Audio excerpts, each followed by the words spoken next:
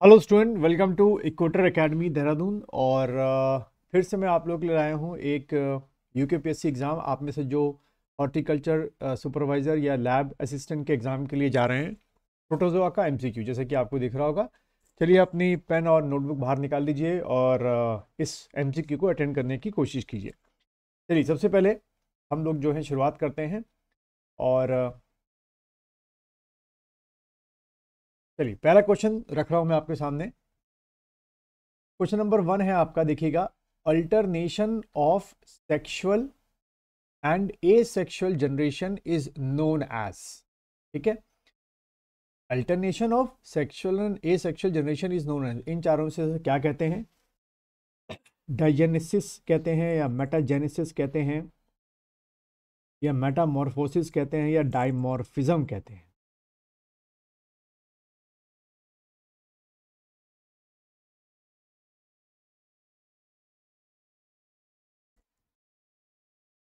चलो तो इसका आंसर जो है, ये कॉन्सेप्ट जो होता है जहां पर alternation of sexual and asexual generation होता है, दैट इज आपका मेटाजेनेसिस। ठीक है, ये वर्ड ध्यान रखना, एग्जाम में आ सकता है आपके। सेकंड क्वेश्चन देखेंगे। What is meant by intra cellular parasite? इनमें से इंट्रा सेलुलर पैरासाइट का मतलब क्या हुआ? Parasite on the outer surface of the cell, या पैरासाइट बिटवीन द सेल, या पैरासाइट इनसाइड द सेल?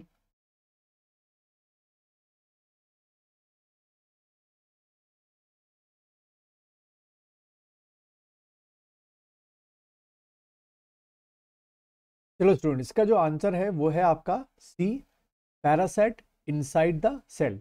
जैसे कि हम प्रोटोजो का एग्जाम्पल लें, और इसमें आपने पढ़ा होगा प्लाज्मोडियम वाइवेक्स, जो कि मलेरिया का पैरासाइट होता है। वो आपका क्या होता है? इंट्रा सेलुलर पैरासाइट होता है। क्वेश्चन नंबर 3 देखेंगे। What is a vector?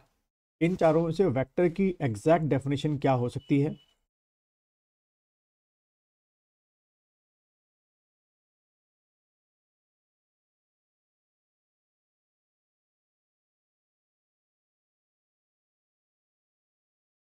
चलो जो इसका जो आंसर है वो है आपका ए, डिजीज ट्रांसमिटिंग होस्ट।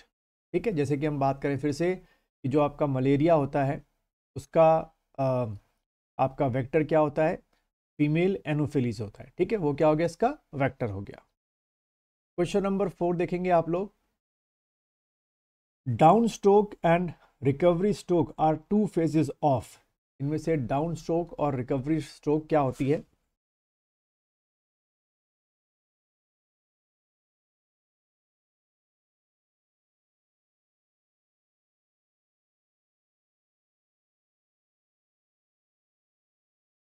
बच्चों, इसका जो आंसर है वो है आपका बी, फ्लैजिलर मूवमेंट में जिनमें होते हैं आपके प्रोटोजोआ में मूवमेंट के लिए, उनमें फ्लैजिला जो होता है वो डाउन स्ट्रोक और रिकवरी स्ट्रोक को शो करता है, उसकी वजह से वो एनिमल मूव करता है। क्वेश्चन नंबर 5 को देखेंगे। The presence of slender pseudopodia with interlacing branches to form a network is the characteristic feature of the order। ठीक है, प्रोटोजोआ के किस ऑर्डर का ये फीचर है?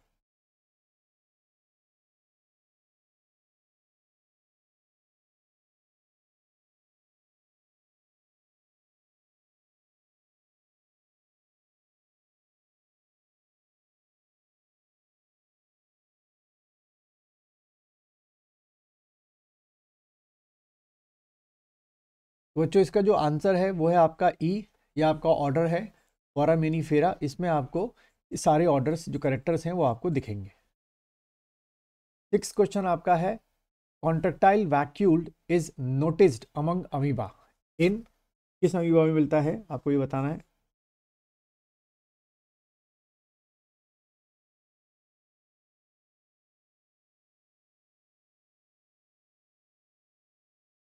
तो फ्रेश वाटर जो अमीबा आपके होते हैं उसमें आपको क्या दिखेगा? Is contractile vacuole. 7 क्वेश्चन को देखेंगे। One sailed animal reproduce by.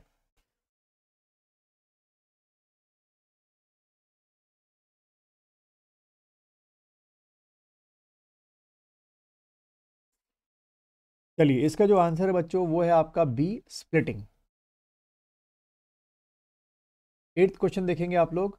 The contractile vacuole in protozoa is chiefly concerned with the process of.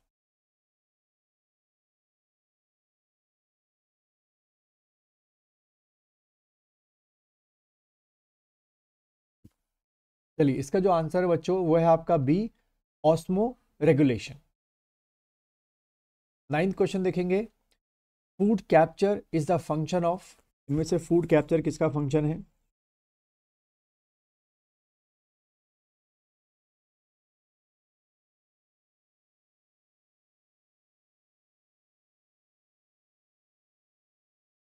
तो बच्चों इसका आंसर है food capture is the function of, B answer होगा रेटिकुलोपोडिया का। ठीक है, रेटिकुलोपोडिया।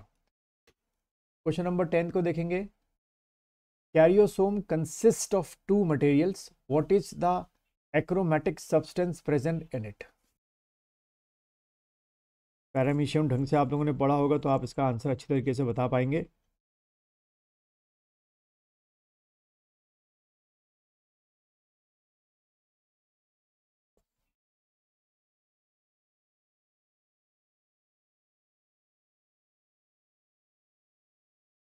चलिए बच्चों, इसका जो आंसर है वो है पैरामाइलिन।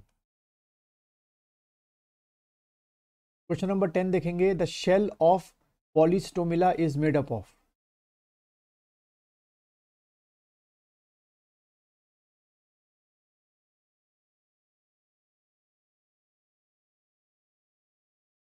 इसका आंसर बच्चों है किसका बना होता है? शेल ऑफ पॉलीस्टोमिला आपका कैल्शियम कार्बोनेट का बना होता है।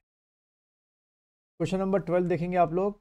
साइटोपाइजी इज फाउंड इन।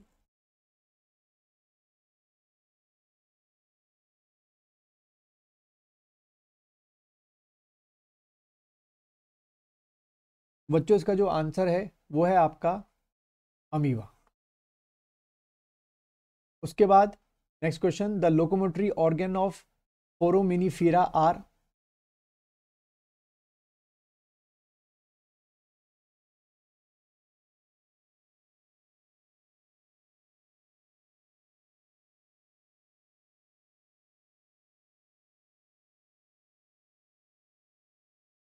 बच्चों इसका आंसर है डी, रेटिक्युलोपोडिया में मिलता है आपको। ठीक है, उसके बाद the function of contractile vacuole is increased when, यानी कि कॉन्ट्रेक्टाइल वैक्यूल का फंक्शन कब, किस सिचुएशन में इंक्रीज हो जाता है आपको बताना है।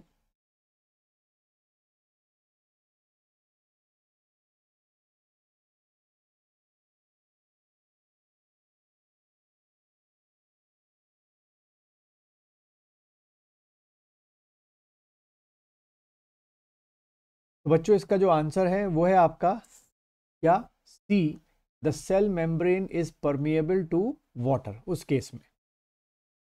अगला क्वेश्चन देखेंगे। Contractile vacuole in protozoa serve the function of. ये क्वेश्चन रिपीट हो गया फिर से। बी आंसर है ऑस्मो रेगुलेशन, पहले बता चुका था मैं। अच्छा, what would happen if some fresh water protozoa are placed in a medium of high osmotic potential?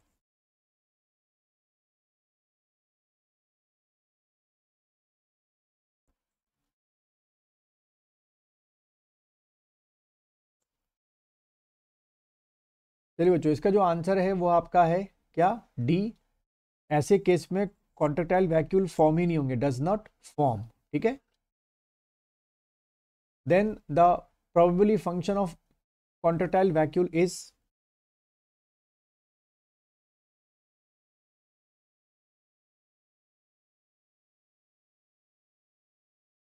Straight answer है इसका बच्चों क्या, B, to remove excessive water.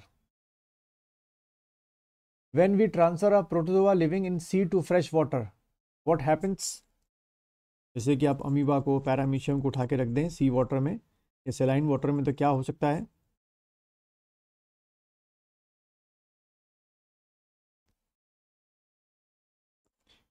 इसका आंसर बच्चों बी होगा, इट इनलार्जेस बट श्रिंक अगेन, यानी कि बी होगा। और इसके बाद if marine protozoa is placed in a fresh water body, और ठीक इसका उल्टा कर दें।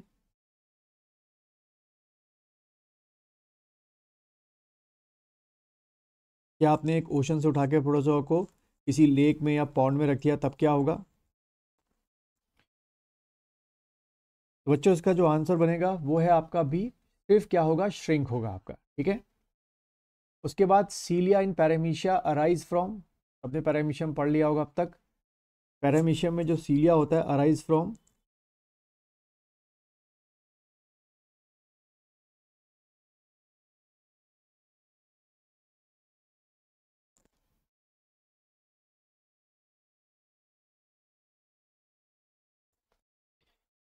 आंसर बच्चों इसका होगा सीलिया पैरामीशियम में किससे बनते हैं, बेसल ग्रैन्यूल से बनते हैं, ठीक है।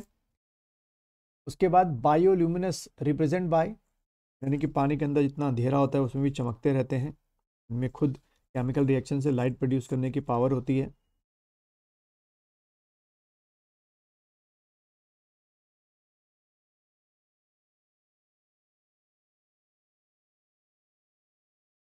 बच्चों इसका आंसर होगा क्या आपका, नॉक्टिल्यूका, ठीक है, ध्यान रखना ये आंसर।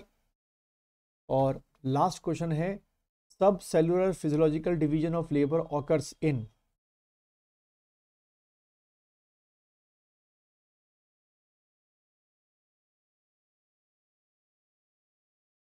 बच्चों इसका आंसर है आपका प्रोटोजोआ। तो अगर आपको ये एमसीक्यू अच्छा लगा है तो अपने दोस्तों को इस चैनल के बारे में बताइए।